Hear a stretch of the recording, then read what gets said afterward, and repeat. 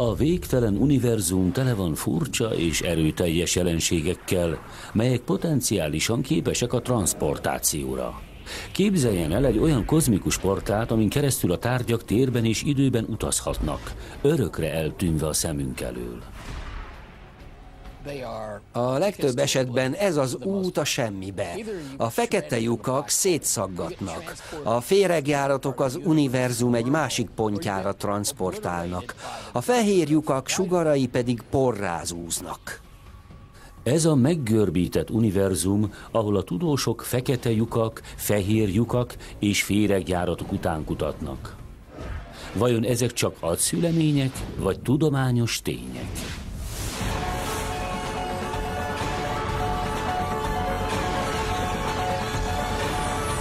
A világegyetem. Kozmikus lyukak. Az univerzum a végtelen lehetőségek kozmikus bőségszaruja. Képzelje el, milyen lenne, ha a kozmosz bármelyik pontjára eljuthatna. De nem egy űrhajó segítségével, hanem egy galaktikus úton, egy féregjáraton keresztül. Ez elméletileg egy átjáró, mely időbeli és térbeli utazásra is alkalmas.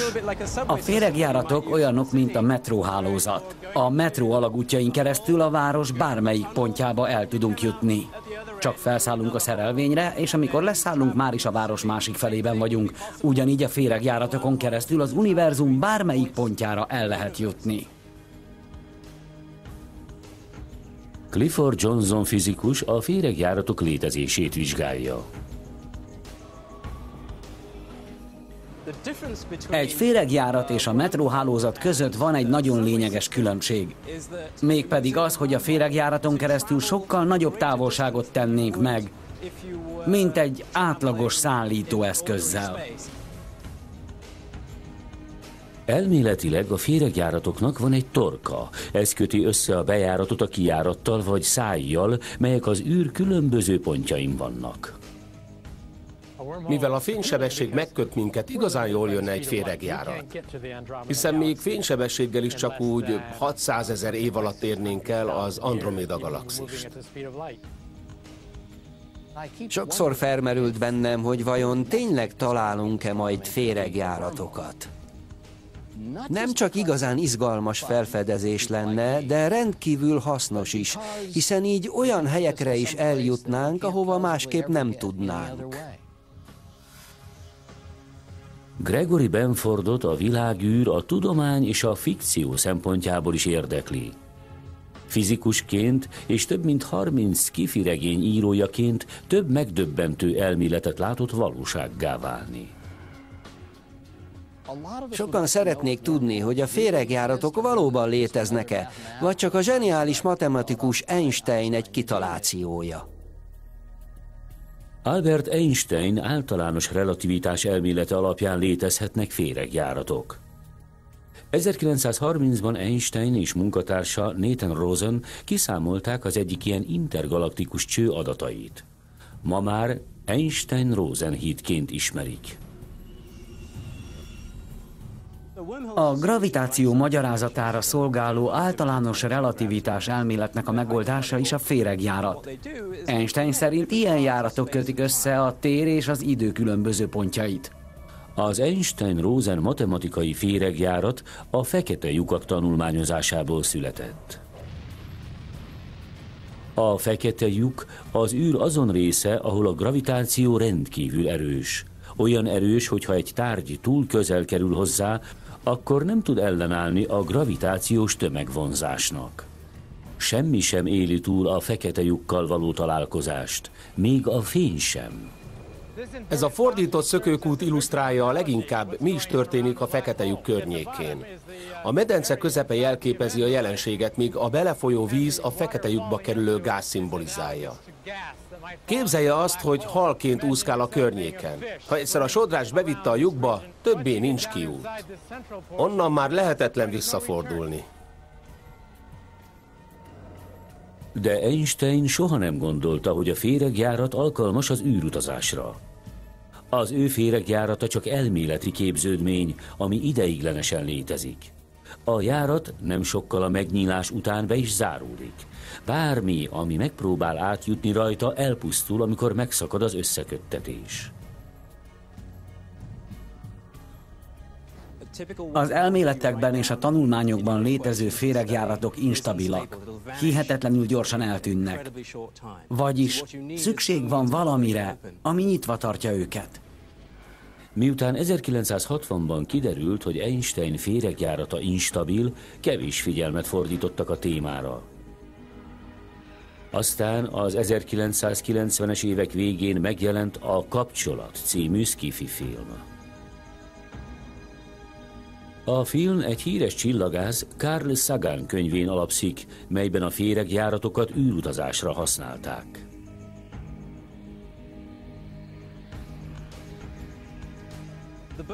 A Kapcsolat című könyv, és később a film is megismertette a nagy közönséggel a féregjárat fogalmát.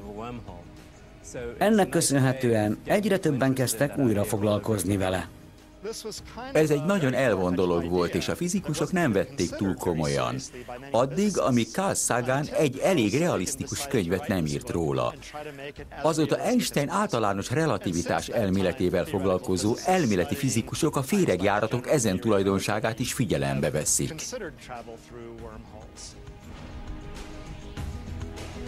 A tudósok megpróbálták kideríteni, hogy létezhet-e Einsteinétől különböző féregjárat, ami átjárható.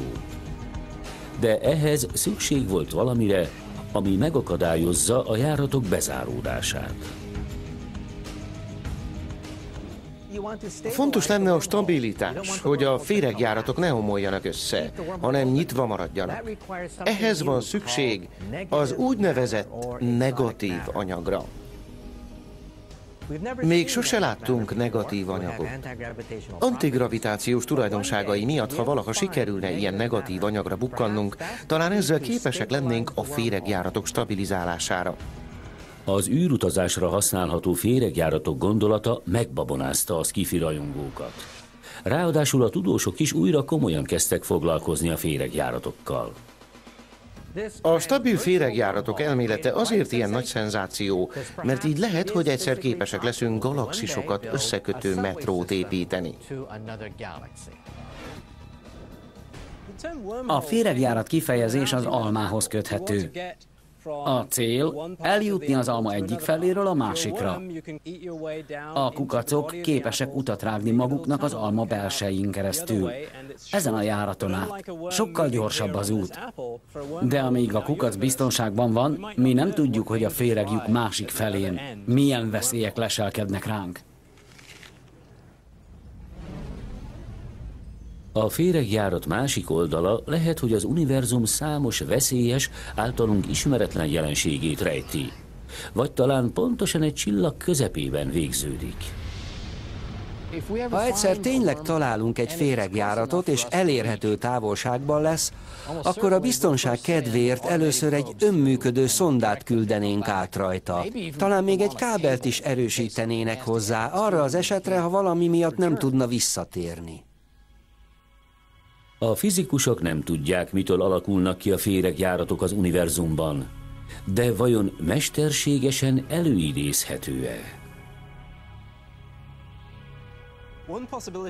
A fizikusok szerint féregjáratok létrehozásának az egyik lehetséges módja az úgynevezett téridő egység megbontása, amiben a kvantummechanika törvényei szerint lehetnek rendkívül rövid életű, instabil féregjáratok. A tudósok úgy vélik, szubatomos buborékos anyagból, vagyis úgynevezett kvantumhabból is lehet féreglyukat készíteni. Lehet, hogy létezik ilyen anyag az univerzumban, de nagyon apró, úgy 1 milliárdnyi, ha nem kisebb része egy atommagjának. Valahogy így lehetne létrehozni. A mai technológia erre teljesen alkalmatlan, de elméletben működne. Persze a tudósok más lehetőségeket is figyelembe vettek a féregjáratok létrehozására vagy lokalizálására. Talán egyszer a galaktikus turisták ezeken keresztül fognak időben na és persze térben utazni. Ahhoz, hogy elkészüljön egy időgép, vagy egy olyan űrhajó, ami a féregjáraton keresztül távoli galaxisokba juttatja el az embereket, egy fejlett civilizáció fizikusaira van szükség. Már több mint 50 éve készülnek különböző filmek időgépekről. Uraim, én most az időutazásról és egy erre a célra épített időgépről beszélek. De vajon időutazásra is alkalmas a féregjárat? Talán a féregjáratokon keresztül a távoli galaxisok elérhető távolságba kerülnek, és lehet, hogy az időutazás is valósággá válik. De az idősíkok közti kapcsolat elég sok kérdést vet fel. A távoli jövőben képesek lesznek a földlakók a múltba menni, és megváltoztathatják-e a történelmet?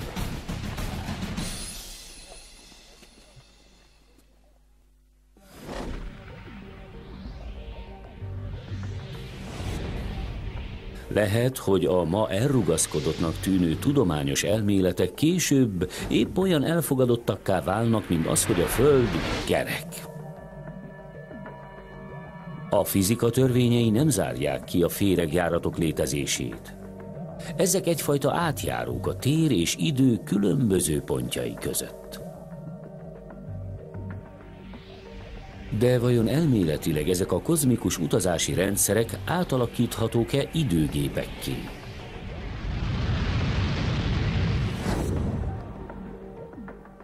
Einstein általános relativitás elmélete szerint a jövőbeli időutazás lehetséges.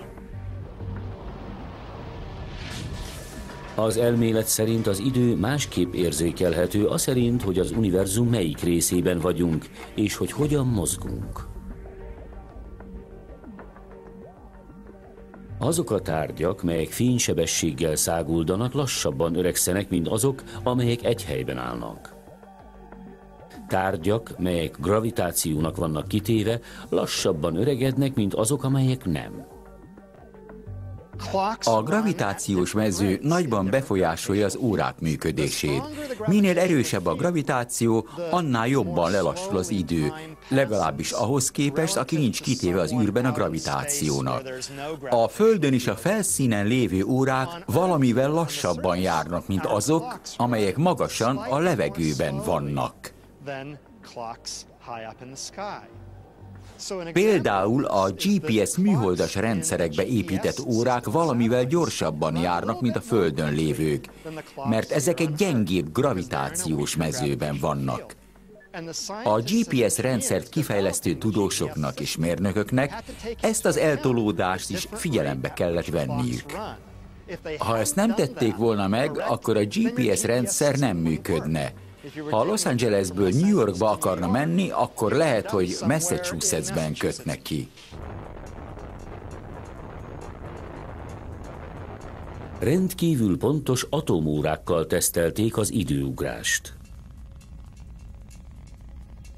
Tudósok felállítottak egy órát a Földön, és egyet pedig egy rakétára erősítettek, amit kilőttek az űrbe.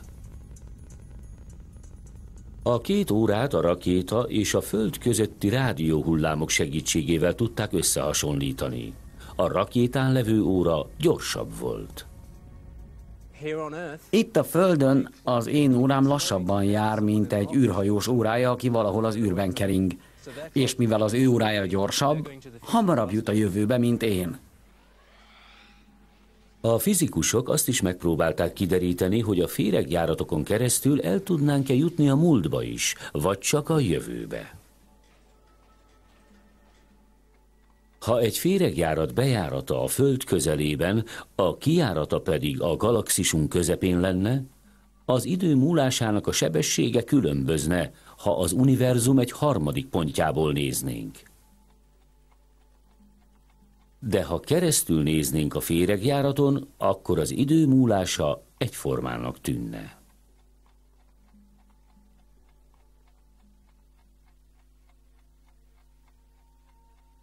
Mivel az órák sebessége relatív, attól függően honnan nézzük, egy külső pontból vagy a féregjáraton keresztül, a féregjárat időgépnek tekinthető. Ez azt jelenti, hogy amikor belépünk egy féregjáratba, elhagyjuk a jelent, és több 100 vagy 1000 évet utazhatunk a múltba.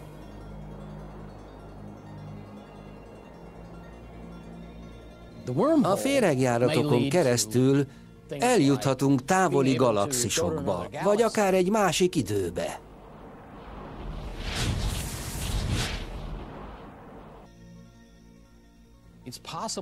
Bizonyos féregjáratokon keresztül juttathatunk információt, vagy akár embereket is a múltba. De a múltbeli utazások zavaró paradoxonokhoz vezetnek. A múltbeli utak során megváltoztathatnánk-e a történelmünket? A múltbéli utazással az a fő gond, hogy számos paradoxonhoz vezetne. Ezek közül a legismertebb a nagyapa paradoxon. Ez szerint, ha lenne egy időgépem, és visszamehetnék a múltba, megölhetném a nagyapámat. Így viszont sosem születnem meg sem az apám, sem pedig én. De ha meg se születek, akkor hogy mehetnék vissza a múltba megölni a nagyapámat? Vagy tegyük fel, visszautazik a múltba, és megismerkedik a tinédzser édesanyjával, aki önbe szeret. De akkor hogyan születhetne meg, ha az anyja dobja az apját, és inkább önt választja? Vagyis számos gond merül fel. De ha egy szép nap valaki kopog az ajtaján, és azt állítja, hogy az ön déd unokája, aki a jövőből jött vissza, hogy találkozzon az őseivel, ne csapja rá az ajtót. Talán az utódaink képesek lesznek az időutazásra, és talán egyszer tényleg meglátogatnak minket. Én hiszek benne, és reménykedem. A múltbeli utazás számos tudományos, fantasztikus film alapja. Ha ez a gép valóban képes arra, amit állít, akkor pusztítsa el, mielőtt azt pusztítja el önt! Ha a fizika törvényei lehetővé teszik a féregjáratok létezését, akkor hogyan birkóznak meg a megváltoztatott történelemmel? Az egyik lehetőség az, hogy a fizika törvényei csak akkor engedik meg a múltba történő utazást, ha az univerzum változatlan marad. Vagyis bizonyos értelemben a történelem megváltoztathatatlan. Nem mehetünk vissza és változtathatunk meg olyan dolgokat, amelyek a létezésünket veszélyeztetik. Egyelőre rejtély, hogy a féregjáratokon keresztül valóban lehetséges-e az időutazás.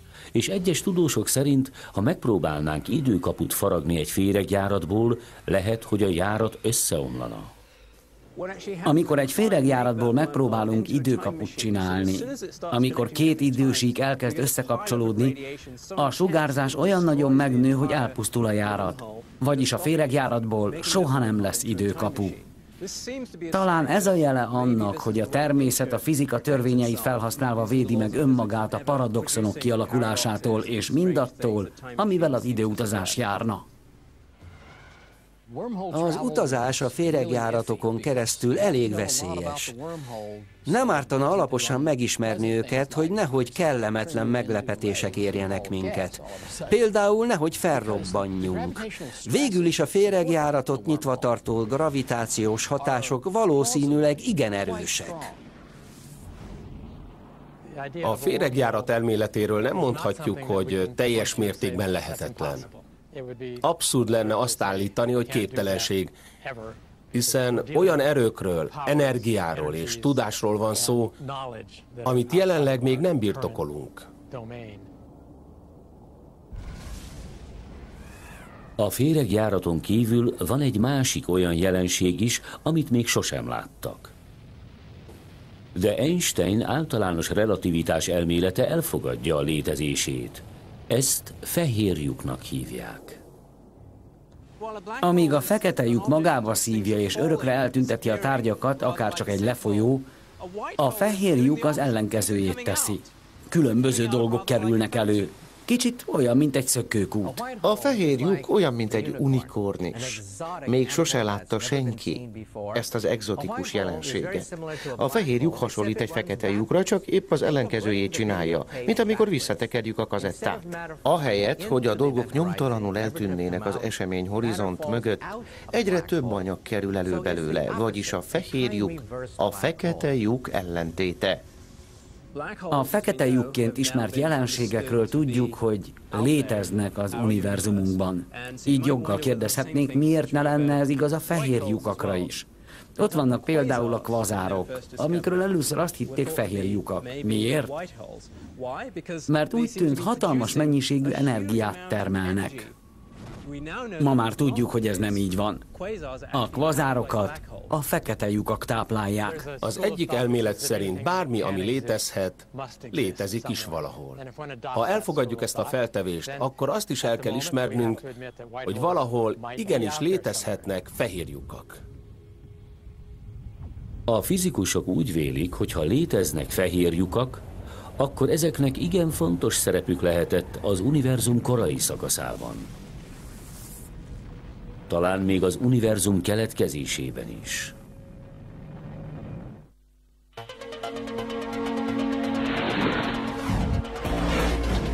Az univerzum rejtélyeinek megfejtése során az igazság lehet, hogy fehéren-feketén áll előttünk. Az univerzum a nagy bummal, vagyis az ősrobbanással kezdődött, és azóta is folyamatosan tágul. A világegyetem kezdetben egy sűrített szubatomos pont volt, amit szingularitásnak hívnak. A szingularitás egy olyan terület, ahol a gravitáció elképesztően erős. A szingularitás ősrobbanásakor megszületett az univerzum, vagyis a tér, az idő és mindaz, ami kitölti ezeket. Ehhez hasonló szingularitás a fehér lyuk is, ami egy elméleti jelenség Einstein gravitációs elméletében. Vagyis ez egy fordított fekete lyuk. Ezen a pont szingularitáson keresztül anyag lökődik ki. Ezért egyes tudósok szerint lehet, hogy az univerzum is egy fehér lyuk terméke.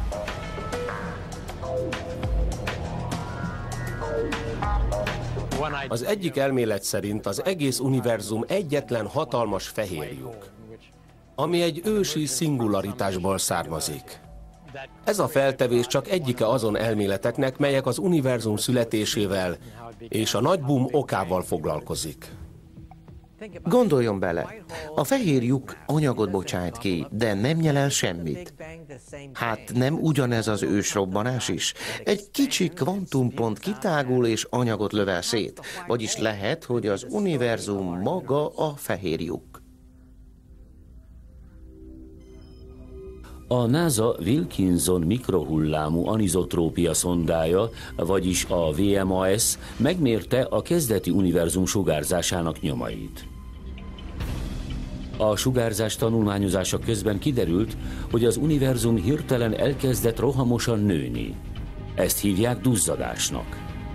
Általában ez előzi meg a kiterjedést. Egyes tudósok úgy vélik, lehet, hogy egy fehér lyuk okozta ezt a rohamos növekedést.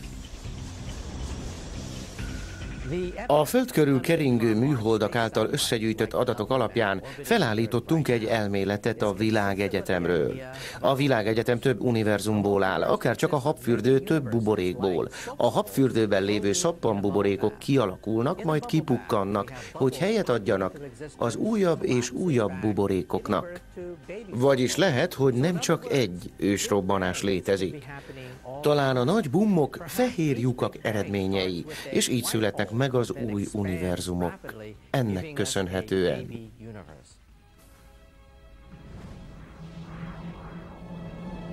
Még nem bizonyított, hogy több univerzum is létezik, mint ahogy az sem, hogy fehér lyukak hozták létre őket.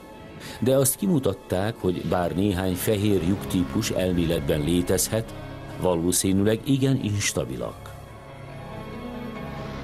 Valószínűleg nem lennének hosszú életűek, összeomlanának és fekete lyukakká változnának.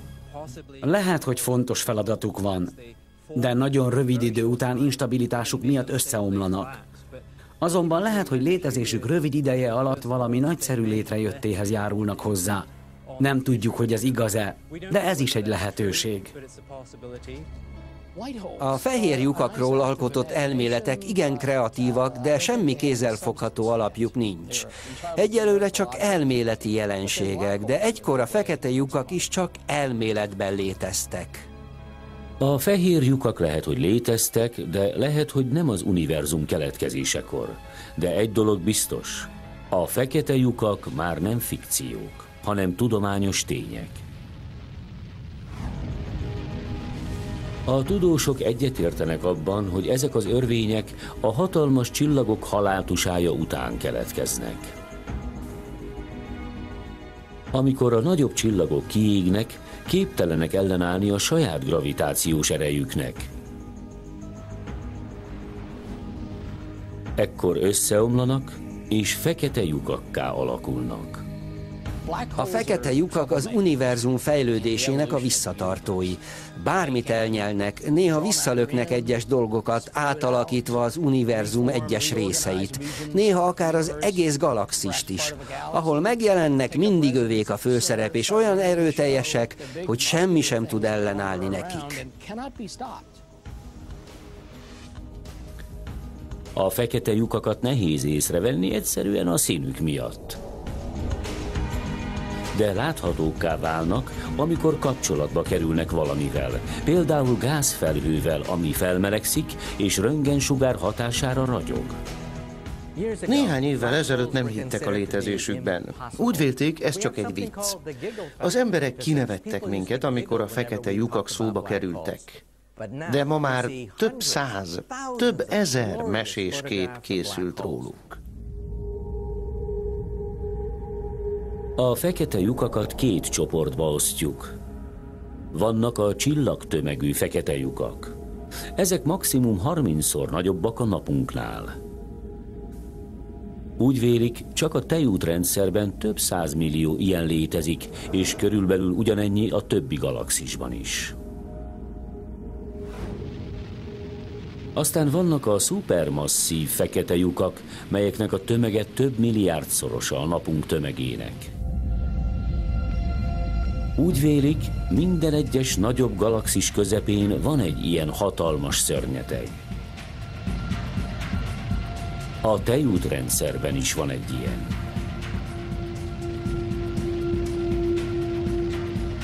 Azonban a méretüktől függetlenül minden fekete lyuk egy-egy kozmikus kannibál. A fekete lyukak olyanok, mint az egérfogó. Amit elnyelnek, sosem kerül elő. Fantasztikus lenne, ha meg tudnánk nézni, milyen a belseje. Igazi halál közeli élmény lenne. A gravitációs erők miatt már a fekete lyuk közelében is az az érzésünk lenne, hogy mindjárt ketté szakadunk. Más-más gravitációs erő hatna a különböző testrészeinkre. Megfeszülne a testünk, a szervezetünk minden egyes atomja megnyúlna. Majd ezt követően darabokra szakadna. A szupermasszív fekete lyukak esetében egy kicsit más a helyzet. Az emberi szervezet nem esne atomjaira, amíg át nem lépi az eseményhorizontot. Ennek az az oka, hogy a megnyúlást okozó gravitációs erők nem elég erősek, míg a test elég közel nem kerül a szingularitáshoz. Vagyis az illetőnek még lenne ideje felfogni, hogy pontosan hol is van. Még körül is tudna nézni, mielőtt elérne a szingularitáshoz. Ekkor viszont meghalna. És ha egy fekete lyuk nem tűnik veszélyesnek, mit szólnak két egymással küzdő fekete lyukhoz?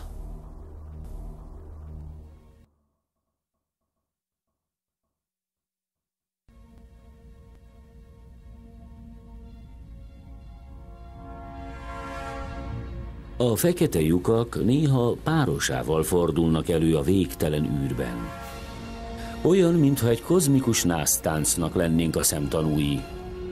De az ilyen kapcsolat minden csak nem harmonikus. Amikor két fekete lyuk túl közel kerül egymáshoz, csapdába ejti őket egymás gravitációja. Az erők hatására elkezdenek egymás körül keringeni. Idővel a két fekete lyuk összeér és egybeolvad. Úgy tartják, a fekete lyukak egyesülése elég gyakori. Hosszú ideig csak keringenek egymás körül, de mivel a köztük lévő távolság egyre csökken, az összeütközés elkerülhetetlen. Ez pedig megzavarja a téridő egységét. Amikor két olyan jelenség egyesül, ami meggörbíti az űrt, akkor egy hullám keletkezik, ami energiát szállít magával.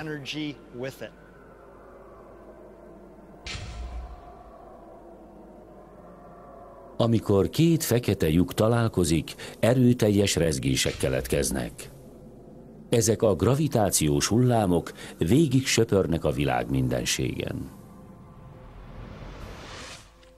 Ezek a hullámok olyanok, amik egy tó felszínén keletkeznek, amikor követ dobunk bele. A víz felszínén a kő által okozott rezgések a tó legtávolabbi pontjába is eljutnak.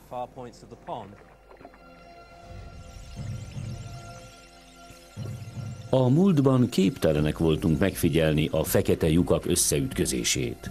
De mára már kifejlesztettek egy olyan szerkezetet, ami észleli a gravitációs hullámokat, és remélhetőleg lehetővé teszi a jelenség megfigyelését.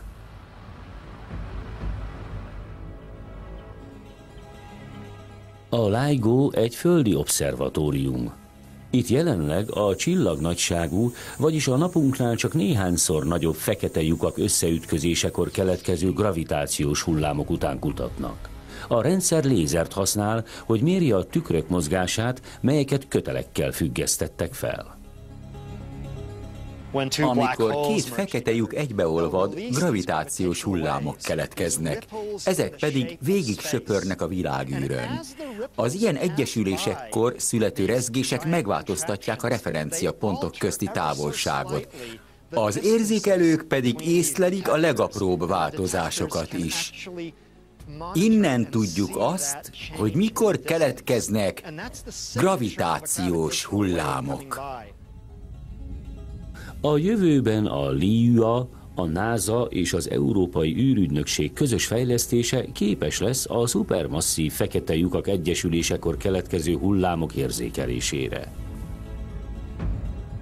Az ilyen egyesülések olyankor keletkeznek, amikor két galaxis egybeolvad, és a szupermasszív fekete lyukak az új galaxis közepénél találkoznak és egybefornak.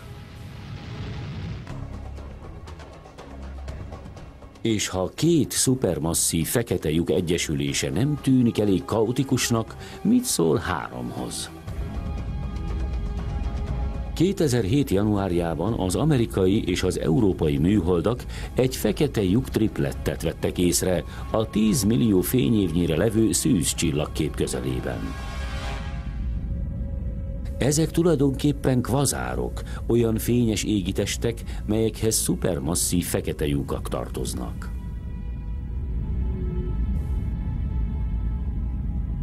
Ez a három kvazár nagyon közel áll egymáshoz. Körülbelül úgy 100-150 ezer fényévnyire vannak egymástól, ami nagyjából a tejútrendszer mérete. Minden bizonnyal viharos körülmények között fognak egyesülni. A három fekete lyuk túl közel kerül egymáshoz, mert két spirális vagy elliptikus galaxis összecsapódott, akkor szabad a pálya. Ha kettő összefog, a harmadik kilökődik. A három test gravitációs hatása miatt az egyik szupermasszív fekete lyuk könnyen kilökődhet a rendszerből. Így végül csak két szupermasszív fekete lyuk egyesülésével lenne dolgunk. Az a hatalmas lyuk, amelyik kilökődne, olyan sebességgel távozna, hogy nem tudná magával vinni a csillagjait.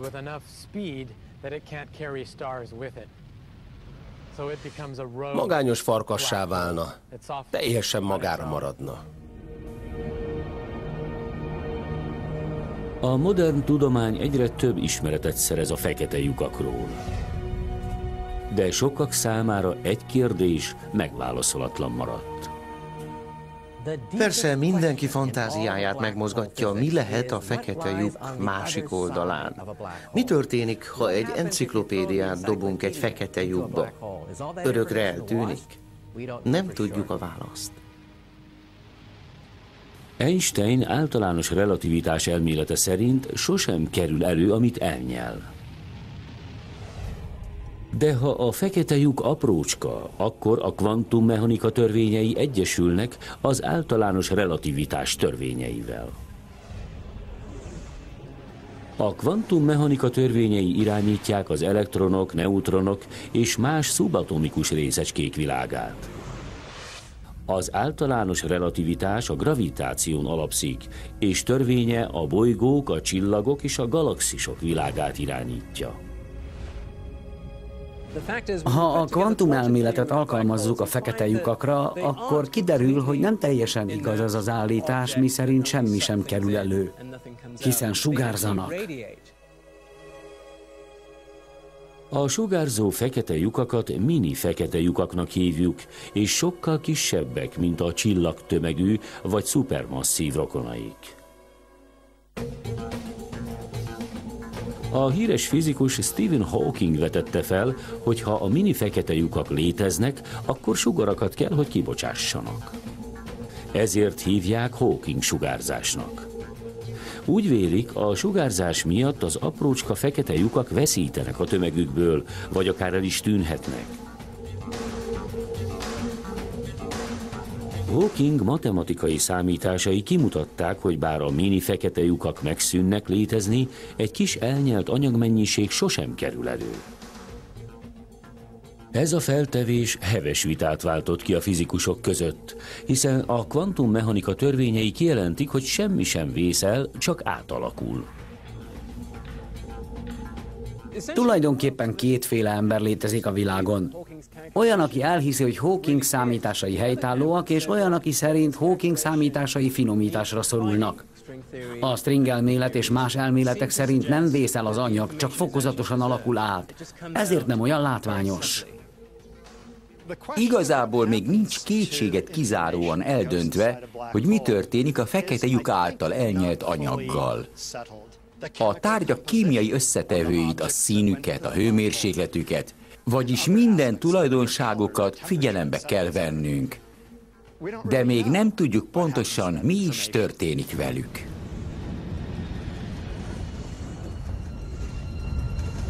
Nem valószínű, hogy bármelyik tudós bemerészkedne egy fekete lyukba, hiszen nagyon valószínű, hogy soha nem térne vissza elmondani, hogy mit is látott. De a világ legjobb szakértőinek egy csoportja lehet, hogy válaszokat kap kérdéseire, hiszen jelenleg azon vannak, hogy mini fekete lyukakat hozzanak létre.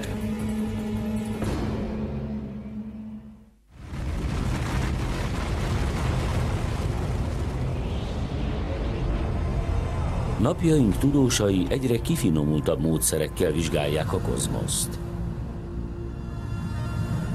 Már a természetben kialakult fekete lyukak is rémisztőek, nem is szólva a fekete lyukakat gyártó cégről. Svájcban a CERN nevű fizikai laborban megépítették az úgynevezett Nagy Hadron ütköztetőt. Ezzel végzik a világ legnagyszabásúbb és legbonyolultabb kísérletét. Ez egy részecske gyorsító, ami 27 km hosszú, a súlya pedig annyi, mint 5 óriás jeté. Képes a szubatomok ütköztetésére, így idézve elő az ősrobbanás utáni energiaszintet. Ezt a részecske ütköztetőt a részecske fizika alapvető kérdéseinek a megválaszolására építették. De annyi energiát fog termelni, hogy ha a fizikusok jól értelmezték ezeket az ütközéseket, akkor apró fekete lyukak is keletkezhetnek. Lehet, hogy ebben a nagy energiájú gyorsítóban mikroszkópikus fekete lyukak alakulnak ki, és így majd alaposabban megfigyelhetjük őket. azonban nem túl hosszú életűek. Így viszont a végterméket is megvizsgálhatnánk, és talán jobban megértenénk a kvantumgravitációt, amiről eddig még álmodni sem mertünk. De a mini fekete lyukak létrehozásának a lehetősége kételyt és félelmet szült. Lehetséges-e, hogy legyőzve a Föld gravitációját elnyerik a bolygónkat? A Földet érő világűr kozmikus sugarai sokkal nagyobb energiájúak, mint ezek a mini fekete lyukak. Más szóval ezek a lyukak teljesen ártalmatlanok, nem fogják elnyelni a Földet, nem okoznak majd világ végét. Az államokban nagy ijedelmet okozott egy hasonló kísérlet. A New York-i Brookhavenben is készült egy kisebb ütköztető.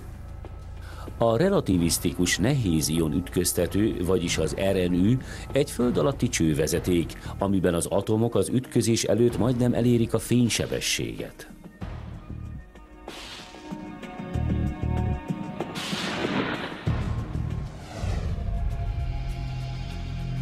Amikor 2000-ben elkezdődött a kísérletezés, elterjedt a hír, hogy ezek a frontális ütközések fekete lyukakat eredményezhetnek. A laboratórium vezetői úgy érezték, reagálniuk kell a felhozott vádakra. Hogy megnyugtassák az embereket, megengedték egy csoport kívülállónak, hogy körülnézzen. Kiderült, hogy a világűrben sem okozott soha gondot az ilyen ütközés.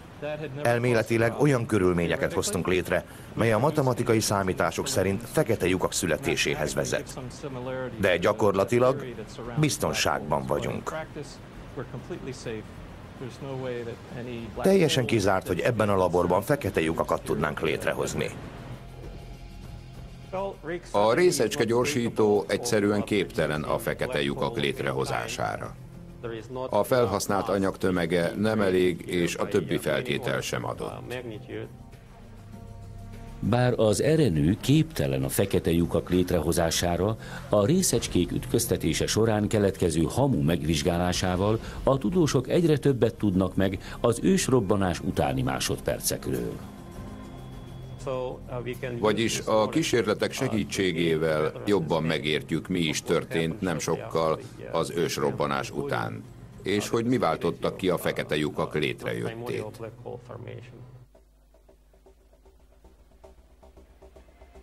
A Svájcban és az Egyesült Államokban végzett részecske ütköztetések nem hoznak létre életveszélyes fekete lyukakat, de fontos információkkal szolgálhatnak arról, hogy mi történik a mini fekete lyukak által elnyelt anyagokkal, és arról, hogy hogyan keletkezett az univerzum.